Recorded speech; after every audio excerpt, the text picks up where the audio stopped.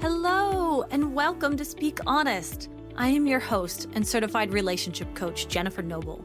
It has been my passion for over a decade to help women like you heal what's been holding you back from having the relationships you deserve.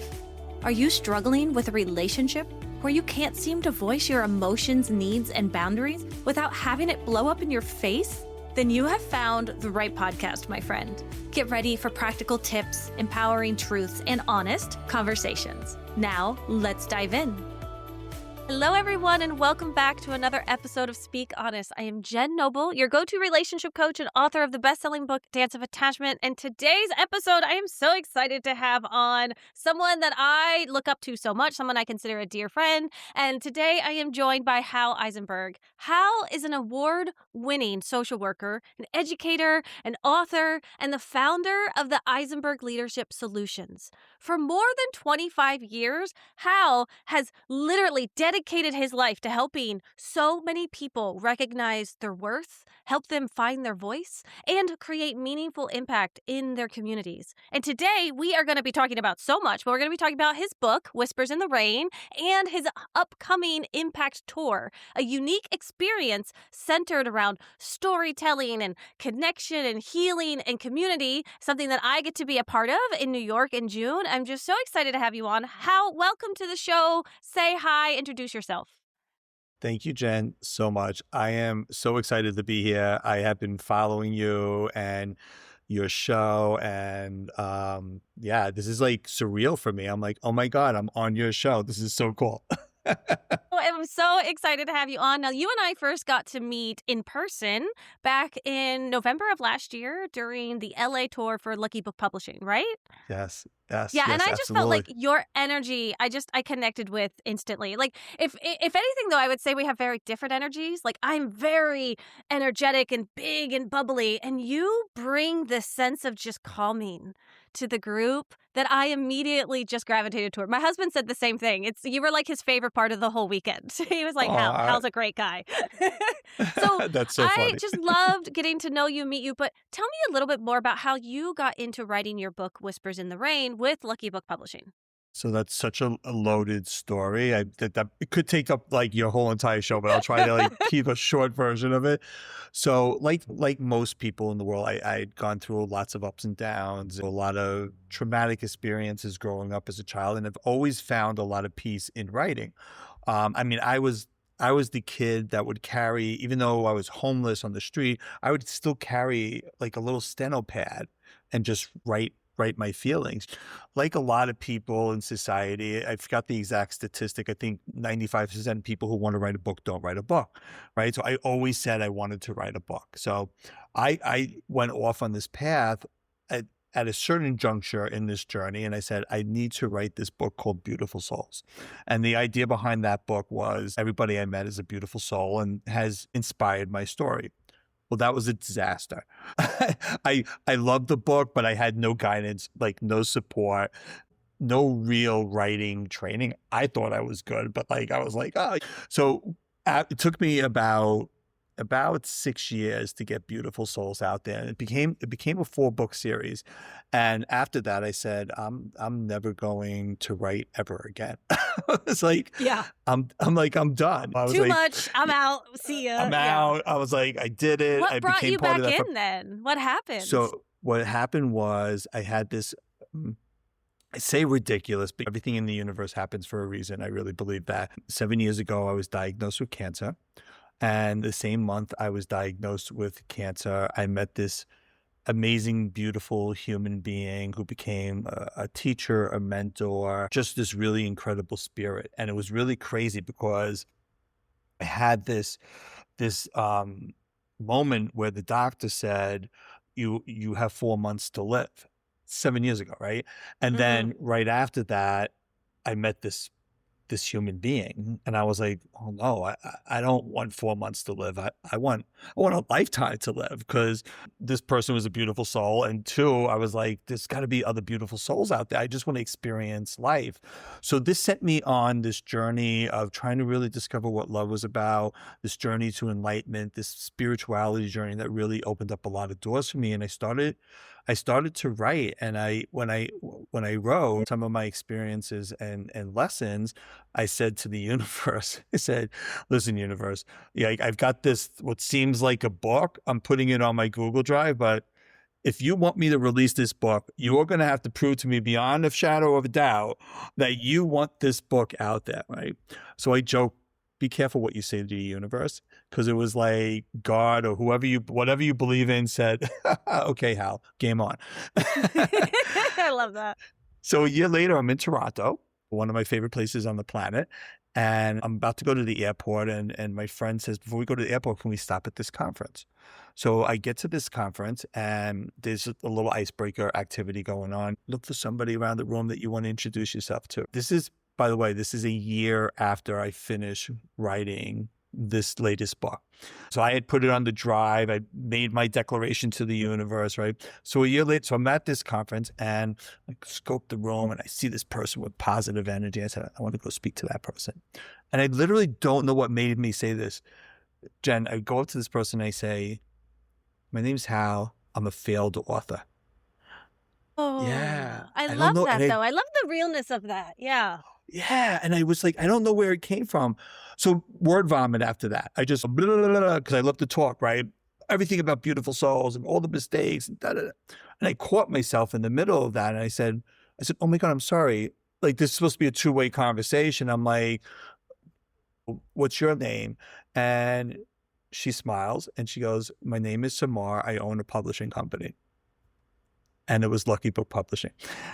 So 3 months later, I was signed to Lucky Book Publishing. A month after that, Fantastic. Whispers in the Rain was a bestseller. You didn't even go up to their booth. Like, you just happened to run into Samar just like randomly. That is actually randomly. really fun then. Yeah. And Yeah, Hal, yeah. do you mind if I ask, at this point in time, you said this is a year after you had kind of written Whispers in the Rain, or is this a year after? Is that what you're saying? Yeah, it was a year Yeah. after I wrote Whispers in the Rain. So at this point in time, if I'm not mistaken, if it's okay if I bring that up, you Sure. are already well past the point they also told you that you had to live. Is that correct? Yeah. The doctor said 4 months to live. This is 7 years later. Almost 7 years later. Yeah. That's what. Was there any part of that story like that you wanted to share a little bit more about? Like, how did it go from 4 months to you being who you are today? I didn't know this about you. Yeah. I knew that I knew your cancer story, and I've read your book, Whispers in the Rain, which, by the way, anyone listening, it is a really beautiful, spiritual, artistic book. In a world where AI is running rampant on everything, and I get it, it is a breath of fresh air to be able to read Hal's words, and you just feel his energy, his soul behind them. So I've read that. I've read some of your story, but I don't think I realized this connection of, wait, what are you still doing here? This is so great. Yeah. I wasn't supposed to be. I joked that I think I'm a cat or a cat in a former life, but that scares me also because my 9 lives have to be almost up. So We're at 8 by now. We're going to take good care of you in 8. New York. Yeah. Absolutely. Oh, that's fantastic. Yeah. The cancer journey is wild. When I was diagnosed in December of 2018, when they did the scans, they compared it to a scan in 2016. 2016, I was in the hospital for kidney stones, and they thought there was a small stone that was going to pass on its own. When they compared the 2 scans, they realized that what they had diagnosed as a kidney stone was actually originally a tumor in my bladder, right? By the time 2018 came, it was the size of an orange. But here's like where the universe is really, even back then in retrospect, the doctor said, oh, the tumor is protected. It's got all this stuff around it. It hasn't grown into the cells yet. We don't know how that hasn't happened. So they did the surgery. They said 4 months to live. They couldn't get it all. I changed doctors. I went on 6 weeks of treatment, and then they said I was cancer free. So I was like, oh, okay. cool. That was weird. That was a What a blip. That was a roller couple of coaster months. for you. Yeah, Wow. about 8 months later, just randomly one night in my home, I collapsed, and it was kidney stones again. And the doctor said, because what happened is it was such a blip that I was like, oh, that's weird. I didn't even tell anybody I was diagnosed with cancer.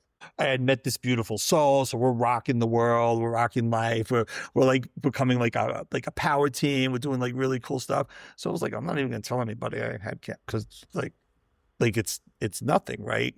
Went back to the unhealthy eating, unhealthy habits, unhealthy emotions that weren't processed. So when I collapsed, the doctor said, well, you know what? We got to go inside. We got to take these stones out, because there was 2 big stones that were fused together. He said, we'll do a biopsy just to make sure. You're due for a biopsy anyway. We'll make sure that there's no cancer there. Well, it came back that the cancer had come back. Goodness. So I don't know if I was actually ever really clean. And I just said it was just like another misdiagnosis. Who knows? But then that woke me up, because it was already almost a year past the 4 months. And so at that point I was like freaking out. I was like, okay, like now I'm really dying. Like this is like, who am I, and what do I do? And I want to live. I spent a lot of time diving into those questions. Who am I? What am I about? I feel like I went across the planet to try everything. And I have tried everything from the craziest concepts out there, because Western medicine was getting me like really upset. I could see and that. And nothing against Western medicine, because Western medicine, I know, has its place and does some really amazing, miraculous stuff. But I started searching Eastern medicine, and I believe, and I wrote about this in Whispers of Rain, there needs to be a marriage between Western and Eastern medicine. One of my favorite things actually you talked about in there is that I have this huge thing where I'm very holistic and natural and crunchy, as my son calls me. But like, yeah, I'm not opposed to like tossing back some antibiotics, when I get a UTI or something like that. So like, Sure. I get the need, and I agree. There's this need for this balance, this almost kind of collaboration between the 2 types of medicine, if we can do that. So I love to hear your story in terms of, you had all of this, they're telling you it's gone, they're telling you it's back, like who knows what's going on. So of course you're going to start researching and looking into other things. I'd love to know, what's like the craziest thing you tried? The craziest. Yeah. I'm so glad you asked me that question, because I love telling this story. Everyone makes fun of me for this, right? But I honestly think it's one of the major things that probably saved my life. Everyone says, what saved your life, or what got rid of the cancer? And I can't say what one thing got rid of the cancer, because I think it was this holistic, spiritual, mental, dietary. I think it was everything together, and mindset, really believing that I was going to heal. I think that's what got rid of the cancer. But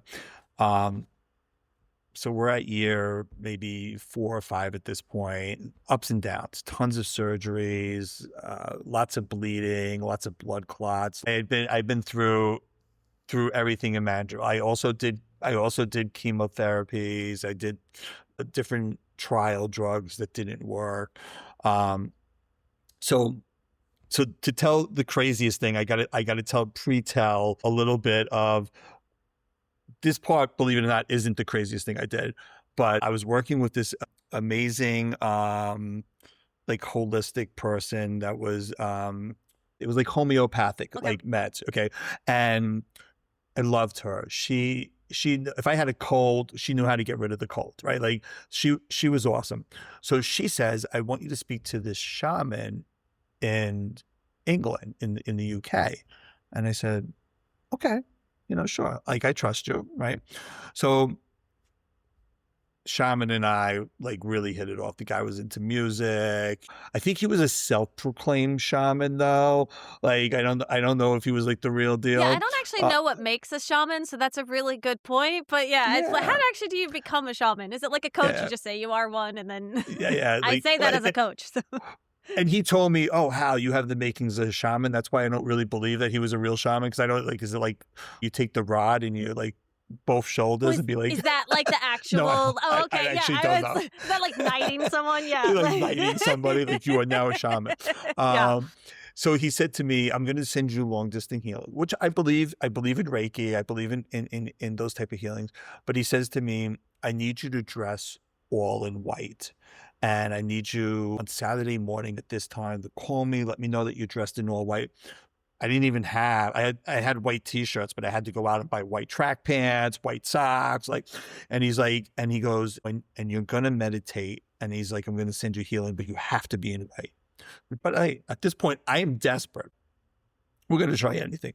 So I call him Saturday morning. He says to me, he says to me, all right, he's like, I'll call you in a couple of hours. Go meditate. I sit on the couch. I fall asleep. I'm exhausted. He calls me a couple hours later. I don't want to tell him that I fell asleep, that I was not meditating. And he says to me, he goes, you're healed. So, oh, cool. I don't feel healed. I'm like, okay, cool. So I was like, all right, I don't know if this is really working. He goes, but this is where it connects to the craziest thing. He goes, I got a download while I was healing you. He goes, this is going to sound crazy. So before you say anything, I just really want you to think about this for a while, and then we'll talk about it more. And I said, okay. And he goes, I got a download that you need to go see this medicine man in Mexico, and he's going to heal you using snake venom. Okay. Yeah, that's... Thank you. Click. All right. So I call my homeopathic, who I love. We had a good relationship, and I said, yo, who did you send me to? I really like this guy, but what? Yeah, what scam is he trying to pull right now? What is he trying to pull, right? So, she laughs and she's like, I'm so sorry. And I was like, no, it's cool. A few months go by and I'm at work one day and I go into the bathroom. Now,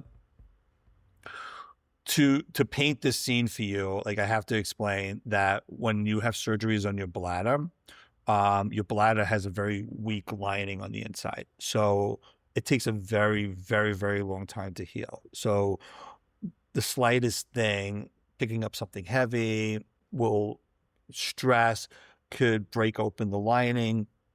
You start bleeding inside the bladder.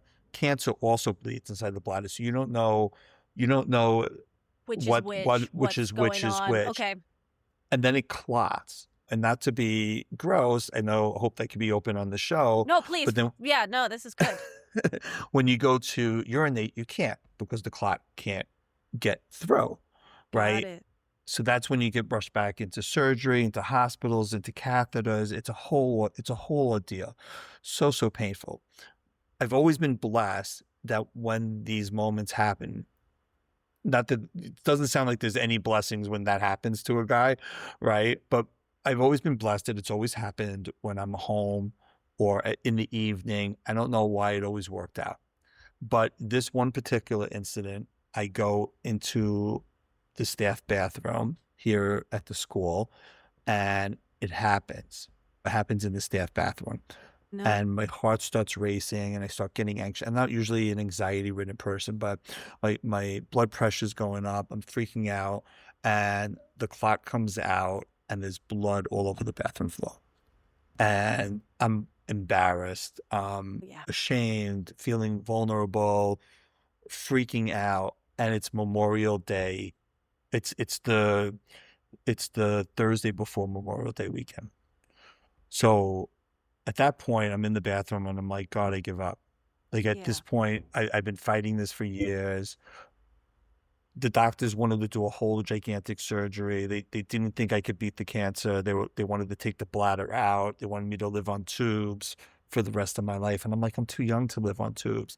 And my gut kept saying, do not give in to the surgery. In that moment, I was about to give in to the surgery. Yeah. And I was like, God, listen, I can't do this anymore. If I'm supposed to have the surgery, I'm going to go have the surgery. I call my boss. He says, get out of here, go home. I didn't even know if I could drive home. So I'm trying to call my doctor, figuring he's going to tell me I'll meet you at the hospital and we're going to do the surgery. I can't get him on the phone because it's Memorial Day weekend. And I'm like calling, I'm leaving messages, calling the operator, whatever. I said, tell him it's an emergency. I really need to speak to him. I don't know what to do. So I'm sitting in my car and I'm like, what do I do? And I just get this download to just go home, relax, just take a few breaths. So I go home and I'm still freaking out. And I'm sitting on my couch and I'm like, I'm going to call my homeopathic. She always knows how to calm me down. She's cool. So I call her up and she said, Hal, why don't you try calling the Venom guy? Oh, the guy in Mexico? We're going The guy there. in Mexico. And I said, what? The Venom guy? Like, are you crazy? Are you crazy? And she's like, well, she goes, I'm not saying to go to Mexico. She goes, maybe he has an idea. Maybe he has a suggestions. She's like, we joked him off. We laughed him off, but you haven't tried that yet. What do you got to lose at this point in time? It almost feels like. What do I have to lose? What do you right? have to lose? Yeah.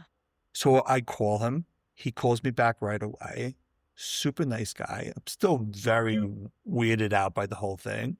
And he goes, listen, he goes, I happen to be coming up near the U.S. border. He goes, I never come into the U.S. He tells me his whole story. He's an American doctor that went to Mexico years ago, fell in love with his wife.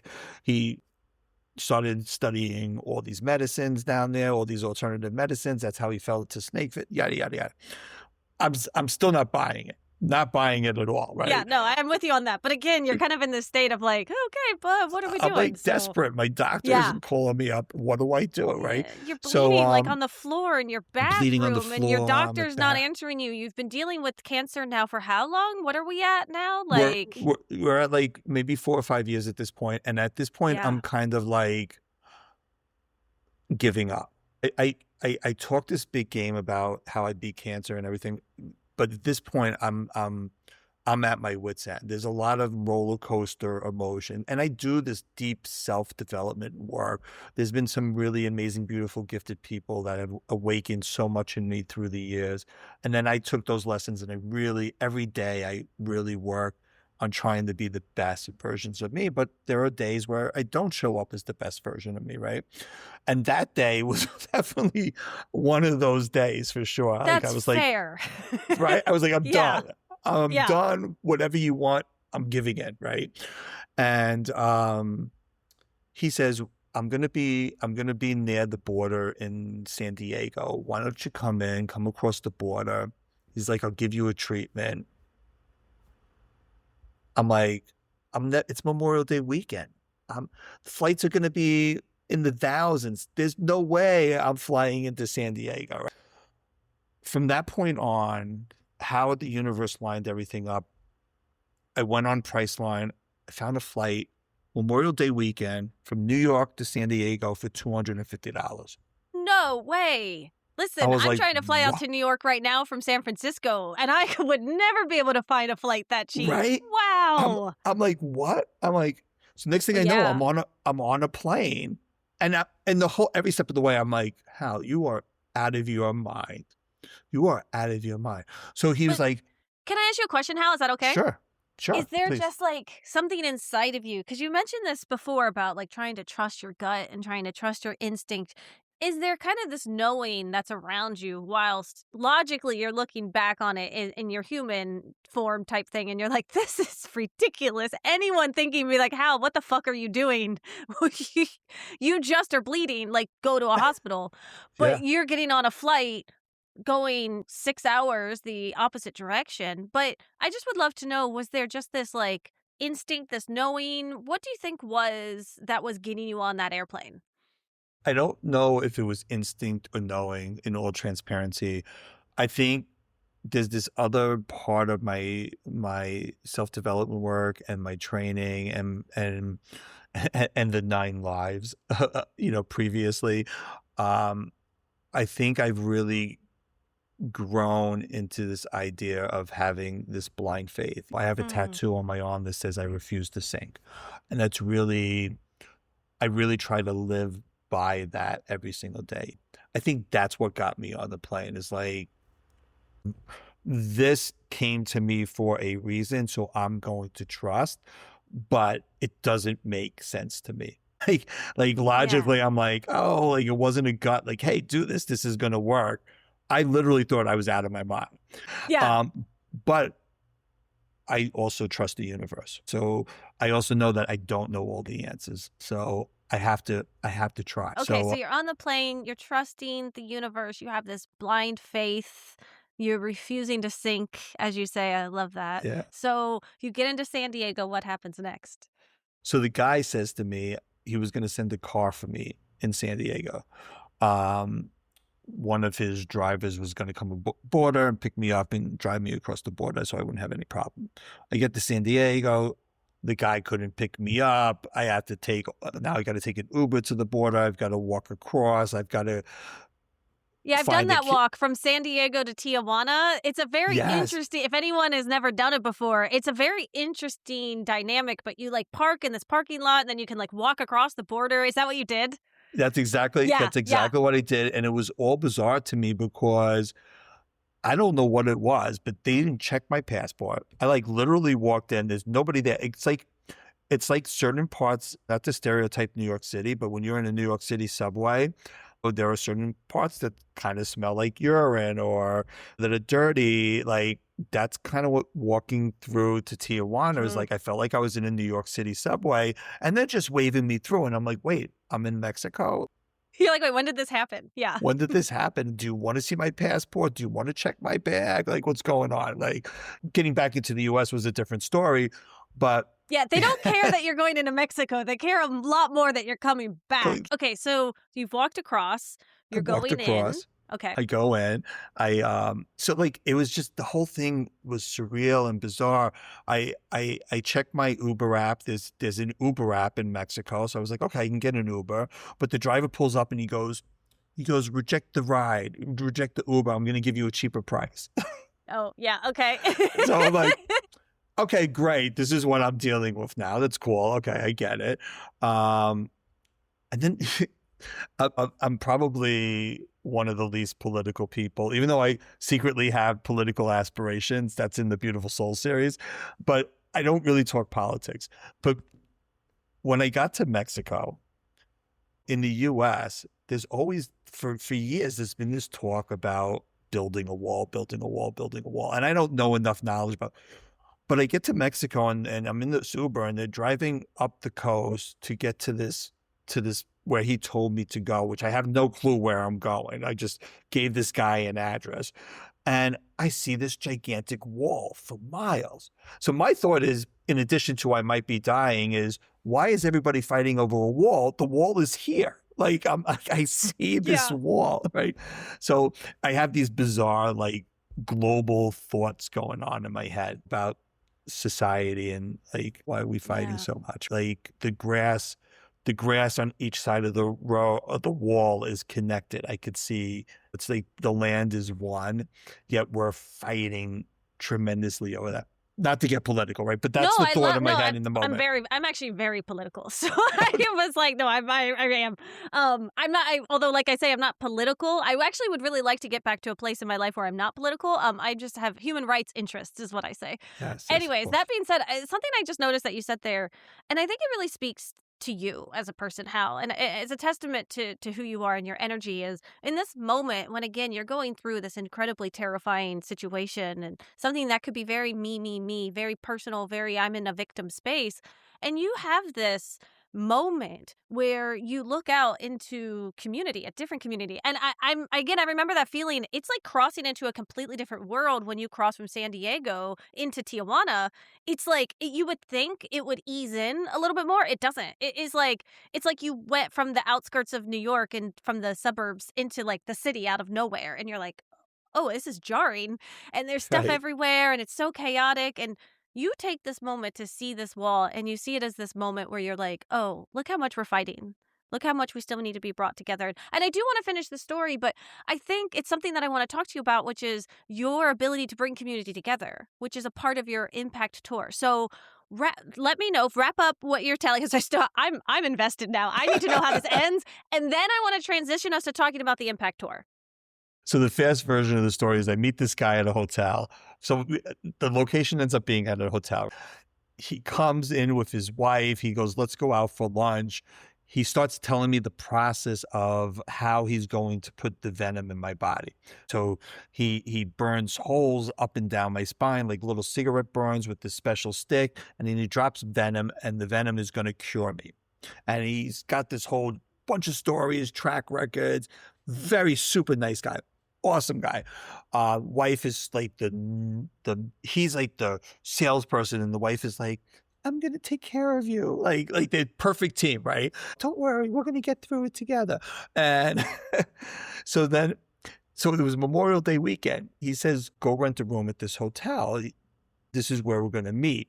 So we'll meet for lunch. So I get the last room available in the hotel, which of course was the most expensive room with the view. And I'm like, well, I'm dying anyways. I might as well spend it on like this that hotel thought room. process. I get ocean I've view come from this my far. You I've come might this as well. far. I might as well end with like this Who knows really what this beautiful venom's ocean about view. to do to you? Exactly. So at the end of lunch, I'm thinking he's going to take me to his doctor's office, right? Because we met at this very specific area, this very specific town. So I'm thinking doctor's office, and I'm wondering in my head, like I'm being all stereotypical. Is it going to be like rusty knives and like this little like weird light that's like blinking out like something from the movies? Oh, it's worse. He goes, okay, we're going to go up to your hotel room now. We're going to do the venom treatment here. So I'm like, okay, well, if he's going to kill me, murder me, it's a much better story than dying from cancer. So like, sure. Blind faith. I'm in Mexico in the middle of nowhere. We might as well go up to my You might as hotel well use room. that room you paid for. So Might as well. you know? Next thing I know, I'm in the room. He tells me to take my shirt off. He tells me to lay on my stomach. And then he starts to put the burns in. And all I can say, it wasn't like I was like high or anything, but there was this sense of calm as the venom seeps into your skin and into your bloodstream. So he then leaves. He leaves. He goes, I'm going to give you a call tomorrow, and we'll do a couple more treatments while you're here. I fell asleep, probably a good 12. I was exhausted at that point. I fell asleep.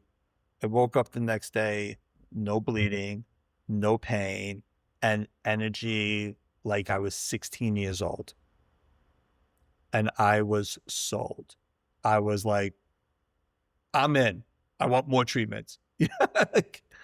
Once the cancer's gone, he goes, you don't really need treatment anymore. He said, you want to come back once a year, just, for, health purposes. So that's what I've been doing. Yeah, I'm still doing the venom. It's the craziest thing. And you're still doing it? You're still doing the venom. That is fantastic. I'm still doing the venom. I do it like maybe once every couple of months. He's now refined the process. I don't have to burn it into my skin anymore. I said, you couldn't refine the process back then. Now it goes through the belly button or under the tongue. I'm like, that would have been a lot better back then. But I still have, you probably can't see it here, but I have like holes in my hand from burning it into my hand. It is almost like a cigarette burn, like you said. It's like putting that in there and then thank you so much for sharing that, because I think, okay, and again, just disclaimer, this is not health advice.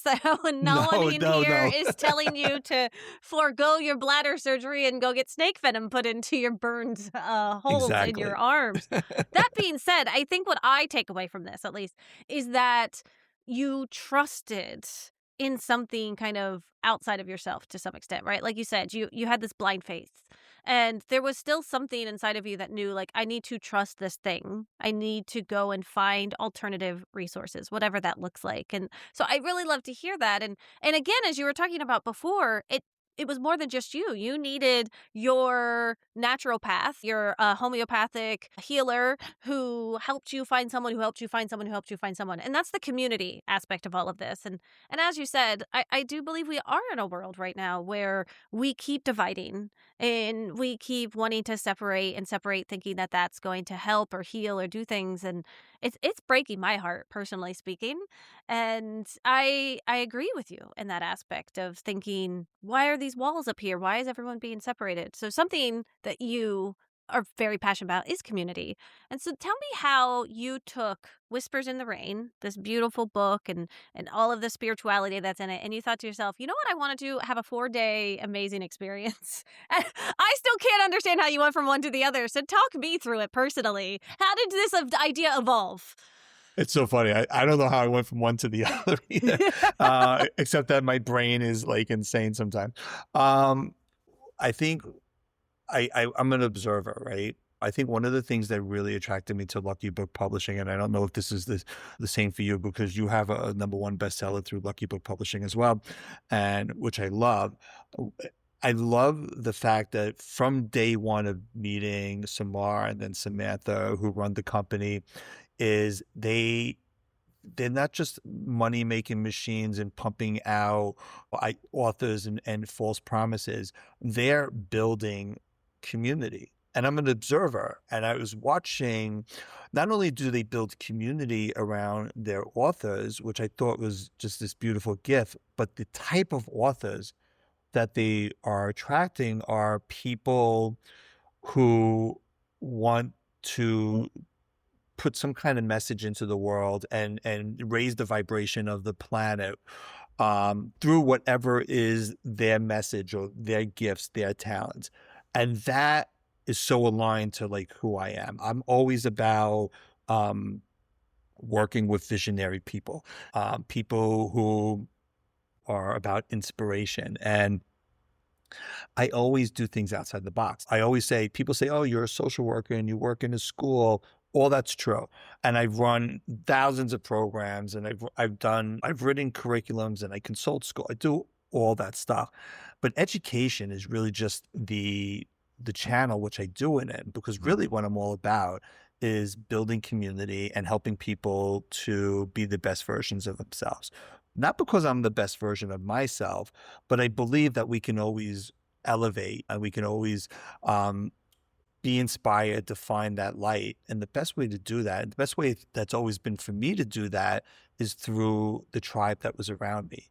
I rise with my tribe, I fall with my tribe, and we pick each other up. And I saw that that's what Lucky Book Publishing was doing. And I have all these years of events and programs, and I was watching other book releases. I was watching other book launches, and I started talking to Samar and Samantha, and I said, I don't want to do just a book launch because that's not who I am. Like, because I remember Samar said to me once, well, people do different things and your book launch should kind of be like your fingerprint. Like, what are you about? My first reaction was, I love music. I've been in the same band for 28 years, a cover band. That's unheard of in cover music, right? Yeah, for that long. I cannot wait to see your band. Just on a side note, I'm so excited to see you do your thing because again, you are a man of many talents. And you might not say that after you hear the band. Considering you usually are this very like grounding force around me, like I'm very excited to see you up doing your thing. But yeah, your band is going to be there. They're playing. So the one I'm talking about mainly is the one in New York. Of course, you are also doing one just a couple weeks before in Toronto, correct? Yeah, absolutely. And your band outlet is actually going to be performing both in Toronto and in New York, correct? Yes, yeah. That's so exciting. So yeah. Yeah. Part of Samar saying put your stamp on it. I said what I'm truly about is music and building community. So if I'm going to do a book launch, I don't want it to be about me and my book. I want to bring all authors together. I want to bring storytellers. I want to bring poets. I want to bring visionaries together. And I just want to create an environment where we're all lifting each other up. And that's how we got to, I want to create impact. Because to me, it's not about the book or being a #1 bestseller. I mean, that's cool. Great. I love that. But I want to be in a space where we're all celebrating each other and lifting each other up. So that's how the Impact Tour started. And then it just grew. It was Toronto and New York. Now there's talks about maybe LA and Florida. I haven't told my band that. Sorry, so if they're you're listening come to over this. To you come to LA. I got you. I'm so excited. Come over to my world. Oh, Yes. But I think it's such a testament to who you are because you take your book and of course in the most Hal fashion, you're like, no, this isn't about me. This is about all of you. And it's like, no, it's about you too, Hal. But like, and you know it is, but like, this is your book launch. But also that's so much about what your story is about. So much about you is about how much you do love giving back to your community. And one of the things that I really noticed about the Impact Tour is that it's really built around storytelling. And as you can tell, and as everyone else could hear, you're a beautiful, wonderful storyteller. I just want to know, why do you think stories connect with people in a way that boring facts and talking at someone doesn't? You're an educator. It just that usually lands flat. Tell me more about why you think storytelling is so important. We all have a story, right? One of my favorite sayings, this, and I write about this in the Beautiful Soul series, which is being redone through Lucky Book Publishing. So it's going to Fantastic. be I'd finally wondered if that done. was going to be the case. Yeah. Yes, yeah, 100%. And it'll be finally be done properly. But one of the things I talk in that book about is how there's always a story behind the story. It's one of my favorite sayings, and that's what I believe. And that's how I walk into every moment. Is like we all have a story, and what we see on the surface, whether it's on a micro or macro level, isn't always what the real story is. And if you can remember that when you're interacting with somebody, is like, there's a reason this person showed up upset or angry or even happy. There's a story behind that story. So like, if you always know that, then you get to get into like a deeper part or a more authentic part of that communication. And I think people, as I walk into that, I think people relate to that.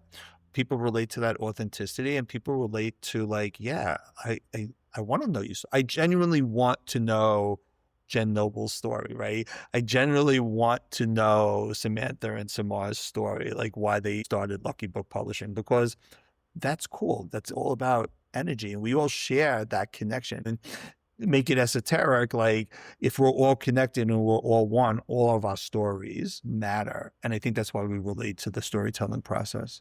I love that. If we're all connected and we're all one, then all of our stories matter. And I hear underneath everything you're saying, there's like this level of curiosity, of just like a genuine curiosity of like, and that's why I love doing what I do. And I just love having people on to interview them, because I just want to sit here with like a bag of popcorn and be like, just tell me more. Like, I want to hear your stories all the Yeah. time. But if you're out there and you're listening and you are interested in joining any of these, let's talk first about Toronto. When are those ones happening? So Toronto is June 11th through June 14th. Okay, Really, perfect. really So if excited. this podcast will drop on June 10th. So if you are in the Toronto area and you want something to do this weekend, this is the perfect thing for you to go and do. As you guys were saying, you can go to one event, you can go to all of the events. It's very much choose your own adventure, choose what you want to be doing. And then on June 18th to the 21st, we will be doing it in New York City. Genuinely New York City, guys, by the way. This isn't like, oh no, we're actually doing it in like Albany or something. Some like outskirts of like New York, like people try to claim. We are like dead center. So talk me through some New York stuff. So I know Thursday we have our first opener. Yeah, so Thursday is going to be for everybody who's coming in, whether you're in New York or you're flying in early. We're going to have a networking dinner, sometimes referred to as a rich relationship dinner, where we get together and we just share and we talk and we eat, we break bread together. We have this really just great experience, but we added a bonus for New York. The first 20 people who RSVP are going to be going to an off-Broadway show that my friend has a nonprofit, Ripple Effect Artist. So we're going to be seeing an off-Broadway show. So Thursday's going to be, you're going to get a little bit of that New York City experience. That sounds so. I haven't seen that anywhere. This is like literally breaking news for me right now. I was like, oh, that'll be so exciting for Can I get in on that, Hal? Because like that sounds 100%. I've been like, no, one of the things I've been doing in my New York trip, because I'll be there for a week, but one of the things I'm trying to do is go see as many shows as possible. I'm a big theater nerd. And so I was looking at our schedule and I was like, ooh, there's maybe nothing going on like Sunday night. Maybe I could squeeze a show in. But Yes. yeah, that sounds good. I think I see we're eating at Jasmine's Caribbean Cuisine on Thursday for our rich relationships dinner. And Yes, then, yes. so that's nice. Just a nice, simple, easy Thursday. You're coming in. We're not rushing around. We're not trying to destroy people's nervous systems while they're here. It's a 4-day event, but it's not packed. Like, I really It's not love the way packed. that you guys have done this. And you could have taken everything you're doing and put it into one day. But instead, I love this exploration where there's time in between, where there's space to just connect with people. It's not go, go, go, go, go. I love that. And we did that. We did that purposely because those of your guests who have never been, those of your listeners who have never been to New York, there's a stereotype in New York. New York is go, go, go, go, go. And I didn't want people to have that experience coming to New York. I was being very conscious of, let's go slow and steady and let's really experience New York City like the right way. I love So that. that was So, which I think might bring me to Saturday. I have a quick question for, but let me sure. stop down with Friday first. Friday, I see that we're going to get together around noon. This is when some of us authors are going to be doing readings or talks and meet and greets. And so this is a really great opportunity for, if you're coming along to, I mean, you get to come, you get to meet me, but you also get to meet the wonderful Hal. So many other amazing authors are going to be there. There'll be a panel discussion, and then there's just time to network afterwards. And one of my favorite things about this community and this group is the types of people you're networking with. Listen, I network for a living, and it is a hot difference. It is just completely different when you are networking with authentic, real humans and when you are not. And so Yeah. it hits different. And that's what I love about anything it is that we usually do with Lucky Book Publishing is I'm not coming in there and having to kind of put on like my little happy face and be like, oh, hello, how are you? Here's my LinkedIn profile. Although that still happens, it's more, oh my God. So like, tell me about your life. And if we Yeah. get like deep in a way that's really beautiful. So that's on Friday. Then it sounds like really is Friday evening. People kind of choose your own adventure, do your own thing. Cause it sees here like it ends around 4 or 5. Yeah, it ends around 4 or 5. So there's two options for New York. Many of us are going to be going to the Marriott in Times Square to have dinner. We're doing that because at midnight, our authors, I don't know if this is public information, but I'm going to break it. I'm going to, Go on. our We can authors cut are this gonna, out later if Sammy comes in as like, Hal, I might shut have to up. double check this with Samantha. You just tell Uh, me. I'll let you know. But our authors who are coming to New York are going to be featured on the billboard in Times Square. Yes, I do know there's a few of us. I do know that I get one, which is like kind of so amazing, Hal. This is like That's everything awesome. I've been manifesting for so long. I can't believe I've actually been wondering, oh, when are we going to do the billboard thing? So we're thinking about doing it at midnight, like over that. Yeah, it'll be for 24 hours starting Friday night midnight going to Saturday night midnight. Yeah. Oh my gosh, really? So Yeah. literally that's when it starts and then it goes on the whole time. Oh my Well, gosh, you just gave me it gets chills. showed Yeah, like like once it's every like hour. Yeah. yeah, Yes. that's like, but that's really cool that see, again, that's one of those things that you can write a book on your own. I mean, honestly, the amount of information I have now, I could easily self-publish if I needed to. I feel like I've become well too versed in the publishing world. And yet I would never do it on my own because you Right. don't get this kind of stuff. You don't get friends and people. I do consider you guys my friends. You're not just my coworkers. Like I consider you people that I've connected with in ways that I don't connect with other people. And to get to share then that big, massive experience with people who get it, that's Yeah. such a cool, unique experience. So if you are listening and this is just something you've been thinking about, whether you own your own business or you just want to leave a legacy or you just have a book in your heart that needs to get told, like this is the kind of stuff that we want to be going to be able to have those collaborations with people that help us rise. Like you say, and I love that phrase, all boats rise with the tide. But I love lifting other people up too. So that's great. But then on Saturday, I need to talk to you about this, Hal. My nerdiness is getting the best of me. I saw it. But Good. what is this impact race that is going to be happening on Saturday afternoon? That sounds so much fun. It's going to be amazing. And pun intended. If you remember that television show, The Amazing Race. Do I remember Uh, it? It's one of my all-time favorite shows, Hal. That's what I mean. Like, it is like, I'm a reality TV junkie. So when I saw that you were going to do like an amazing race around New York, I was like, I'm all in. Let's go. I'm competitive. What is this? Let's do it. I was trying to figure out how can we have a fun New York City experience for our guests and our visitors, our participants, with storytelling that wasn't stressful. And I also love the Amazing Race. So we crafted a literary based Amazing Race around New York City so that you would get to see sites you might not even normally go to, because everybody goes to the regular sites, right? I wanted people to see really very specific places that they can align. And at each of these places, there will be a challenge that will be presented to you, and you'll get points along the way. And the last stop on the Amazing Race is the billboard. I'll drop that, and you'll have an Oh, that's assignment. so we'd have an opportunity to see it in the daylight as well, or like in the Yes, daytime as well. Oh, that is exactly. so cool. So can I ask, because I've Sure. done a couple of these, they have these really cool boxes that you can get. They're like almost like escape rooms, but for cities. My husband loves to give them to us for gifts and stuff because it gives us something to do when we visit different towns. We did one like in Santa Monica, but last fall. It sounds like that, but is this something you and the team created, or is this something that you got from somewhere else? I would just love to know more. So along the lines with Lucky Book Publishing and Eisenberg Leadership Solutions, this event would not be possible without Stories and Sweets, which Lyric Richards, is the co-founder of Shout Stories out and to Sweets, Lyric, one of my favorite humans of all time. 100%, right? Yes. And I I hope that I'm not promoting this the wrong way, but one of the things that Lucky Book Publishing does with the authors is, and maybe Jenn, you could say it better than I can, is they don't believe in just releasing a book. They want your book to almost be like a business card, right? So if you want to create a business from your message, you do that. So Lyric created this.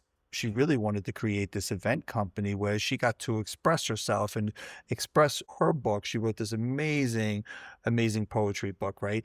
And she's just so well spoken. And she's going to be speaking in Toronto and in New York. But she's also this brilliant um, event coordinator, designer, and she has created a digital platform for the Amazing Race. She did this? Um, Like Lyra created this Lyric digital. Oh created my this digital God, platform. girl. That She's is not amazing. what she is coming up. She also has. If anybody has questions, you go to the website during the event. You can ask questions, and it somehow goes to her cell phone, and it's like she could respond right on the website to you. She's a genius. So for sure, her involvement is just making a huge difference. It's really elevating the whole experience for everyone. That is so fantastic here. I know that Lyric has been doing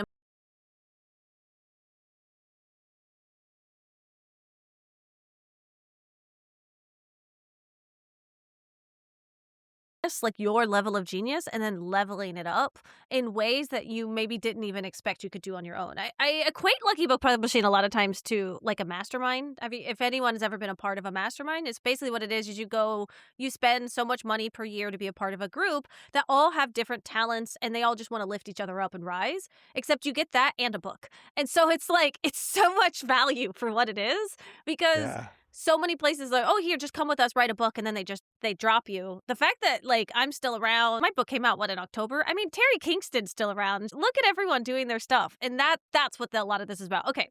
So Saturday we have the Impact Race, which is going to be so much fun. I love having reasons and excuses to visit different things, and I love hearing that Lyric helped make all of this, which makes me just so proud of her. And then we get a little bit of a break, which again, because you guys are so smart and not wanting to burn us out. Right. And then we have the evening event, Yeah. the piece de la resistance of the Yes. whole thing, which will be when Outlet is performing around 8 p.m. Then we do a silent auction, some more performances, and some more silent auctions. Tell me what the silent auction is for. So honestly, the whole entire event, but we're hyper focusing on the silent auction and the concert, because you can buy a separate ticket for the concert or you can buy the whole event That's experience. right. And the reason we did that is because we thought maybe some people wouldn't want to do the 4 days, but really wanted to come to the concert. And the reason we did it because we were raising money for charities, because it's community. I can't do anything just simple. I was like, let's raise some money. Let's find some really good education-based charities. We found two amazing charities in Toronto. that do global work that we fell in love with. And so the money that we raise from this event will go to help kids get education and get support where there needs to be support, which is another whole soapbox, maybe even for another show, because don't get me started on that. I'll tell another long story about transforming education because, Yeah, I'll have you yes. back on. We'll do, because I'm very big into education right now too. So yeah, I should definitely have you back on. So that's again, if you are just thinking, oh, I don't have time for this whole thing, you can get a ticket for just Saturday and just come and have a party with us. Like, it's going to be so much fun, but it's also going to be giving back to community. And again, it's the same concept of networking, of being with people, of like-mindedness, of wanting to really do something in the world. And I think that part's beautiful, and it goes until 12 a.m. It's going to be just an epic night. I completely bypassed this, but I forgot. But on Friday is actually my birthday, by the way. The So band I'm already so... knows. Be prepared to be embarrassed. I love my birthday. In fact, literally last night at like midnight, I run out to the family living room because everyone's still awake, and I was like, "You guys, it's my birthday month!" And I was just so excited. But I can't wait for Friday as well, like doing the impact race and doing all that stuff. It's so wild to think that this gets to happen on my birthday, just to think about me for like a hot second. But it feels so cool, and like I could never have dreamed of anything like this happening. You think you manifest stuff, or you dream stuff, or you pray for things, and then the universe and God or the world has a way of giving it to you 10 times fold. Because I think New York was meant to be in May, and then it got bumped. And then when it got bumped, it was my birthday, and I was like, oh my gosh. So I'm sorry that you guys had to bump it, but that was for the universe taking care of me. Thanks, guys. You know what? I would like to tell the story. We bumped it because we found out it was your birthday. We won't talk about all the things that went. We'll stick with that version of the story. It had nothing to do with anything that went wrong. Everything was perfect. It was all for you guys. Just loved me that much. I totally appreciate it. Thank you so much. Absolutely.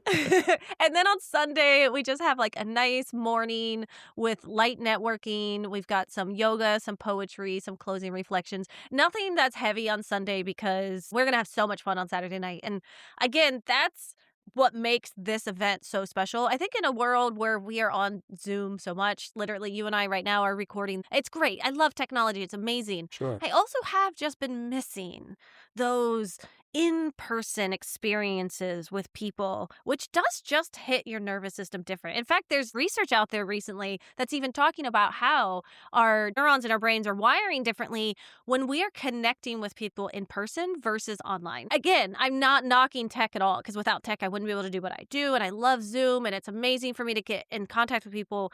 But it just means that we need to make a little bit extra intention to spend those moments in person with people who fill us up, people who light up our hearts. Yes, yeah, exactly. I was reading an article recently. Sorry, No, please. that was.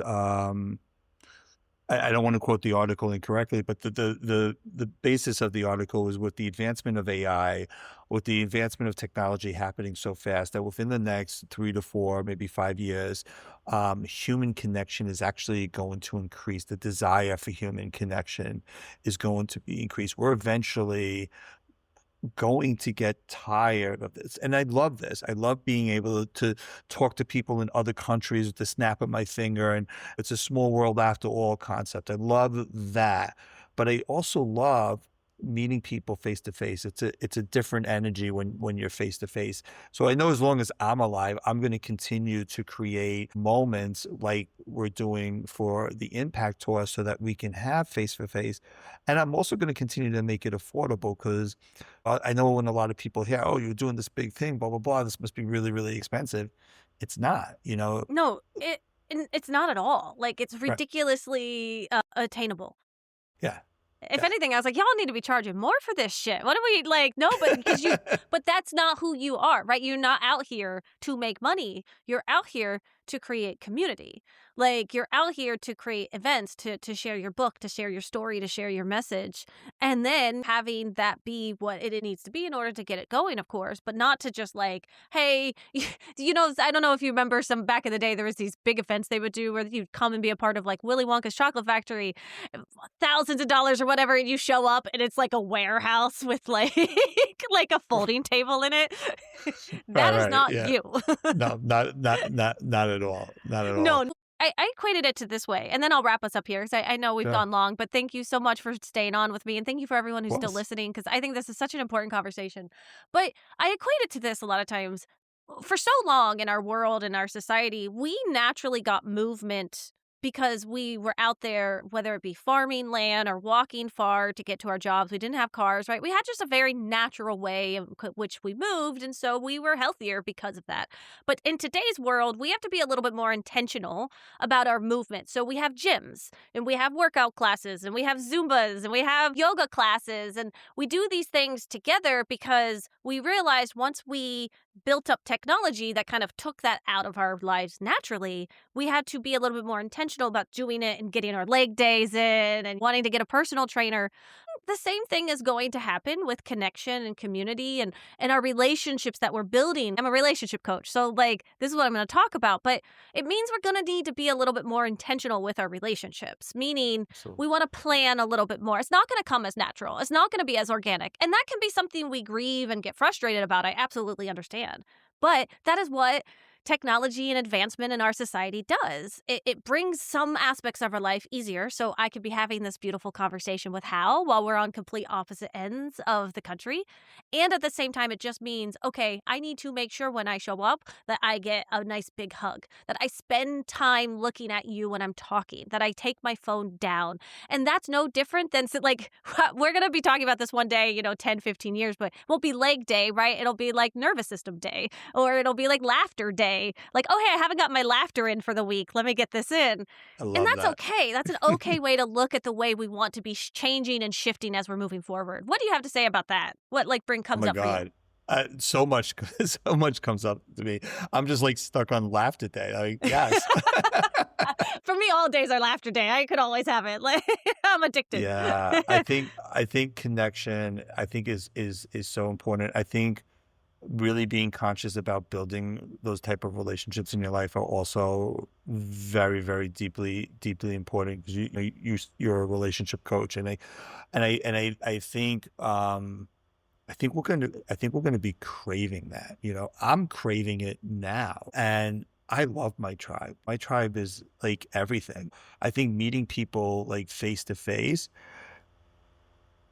to bring this full circle, I think what's coming up to me is like, if I had to pick one thing that really cured the cancer, well, it was my relationship with myself for sure, learning how to love myself, but it was also the relationships around me, the connection, the community, the tribe, the messages, the love, even the tough lessons, people that I've lost along the way, people that I found along the way. I think those are very, really important, authentic things that we need to embrace as human beings. We can't live on AI and Zoom. They're great tools, great critical thinking tools if you use it the right way.